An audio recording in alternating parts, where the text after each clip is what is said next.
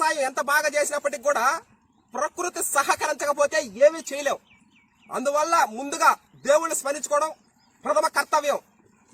ప్రియంగు కలికా శ్యామం రూపేణం ప్రతిమం బుధం సౌమ్యం సత్వగుణవేతం తం బుధం ప్రణమామ్యహం నీలాంజన సమాభాసం రవిపుత్రం యమాగ్రజం ఛాయ మార్తాండ సంభూతం తం నమామి శనేశ్వరం.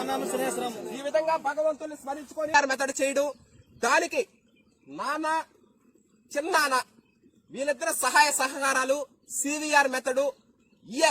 ఇప్పుడు నేను వీడియోలో మాట్లాడడానికి, మీరు చూడడానికి, మీరు ఆహారం తినడానికి కారణం సివిఆర్ మెథడ్ అయితే, దానికి నా వెనకాల ముందు నుంచి వచ్చిన వాళ్ళు నాన్న వేటగిరి మల్లికార్జున, బాబాయ్ వేటగిరి పోలయ్య, వీళ్ళిద్దరూ సారథ్యంలో చేయడం జరుగుతా ఉంది. వీళ్ళిద్దరు లేనిదే ఈ సివిఆర్ మెథడ్ నేను చేసేవాడు కూడా కాదు.